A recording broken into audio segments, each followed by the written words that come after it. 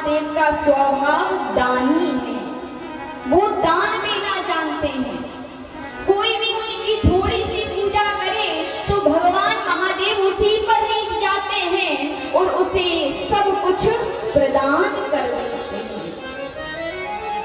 मैया बाबा कहते हैं कि इसी दानी स्वभाव के बारे में गोस्वामी तुलसीदास जी ने विनय पत्रिका में एक वृत्तांत लिखा। गोस्वामी जी कहते हैं कि भगवान महादेव का स्वभाव दानी है। वो दान देना जानते हैं। जिसकी जो भी इच्छा हुई, जिसने थोड़ा सा भजन किया, पूजन किया, भगवान उसे वो इच्छा पूरी कर देते हैं, प्रदान कर देते हैं। ऐसा भगवान महादेव का स्वभाव है दानी। कैसा स्वभाव है? दानी। तो एक दिन भगवान महादेव के इसी दानी स्वभाव से ब्रह्मा जी परेशान हो गए और पहुंच गए शिकायत करने माता पार्वती जी के पास।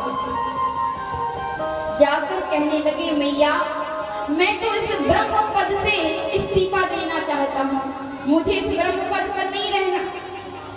तो मैया ने कहा, क्या हुआ, आप ब्रह्म पद से इस्तीफा देना क्यों चाहते हैं?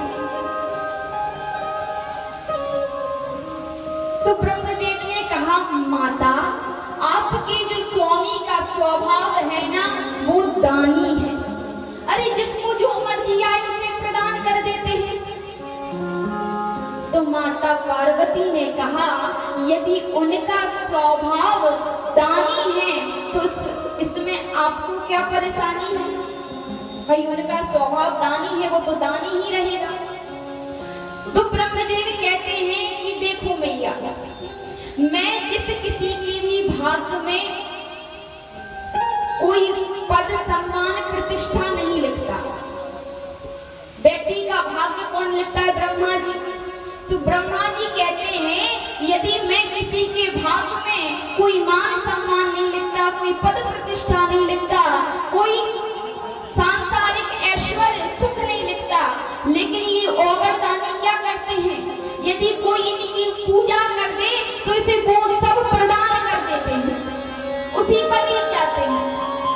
अब मैं भाग्य में जो लिखता हूँ कि इसे कभी सुख संपत्ति नहीं मिलेगी, धन ऐश्वर्य नहीं मिलेगा, और यदि उसने इनकी पूजा क्या कर दी, उसे सब कुछ प्रदान कर देते हैं, यहाँ तक कि अपना धाम तक प्रदान कर देते हैं। अब मेरा दंगा तो सारा चौपट हो रहा है, तो मैं इसलिए इस पद से इस्तीफा देना चाहता हूँ। तो माता पार्वती ने कहा कि अच्छा ये बताइए, यदि आप ब्रह्म पद से इस्तीफा दे देंगे तो फिर करोगे क्या? ब्रह्मदेव ने कहा, मैं क्या करूंगा, मैं भी भीख मांगकर अपना पेट भरूंगा। तो माता पार्वती ने कहा, चाहे आप भीख मांगकर अपना पेट भरें, चाहे आप ब्रह्म पद पर आसीन रहें, लेकिन भगवान भोलेनाथ के स्वभाव को कोई बदल नहीं सकता।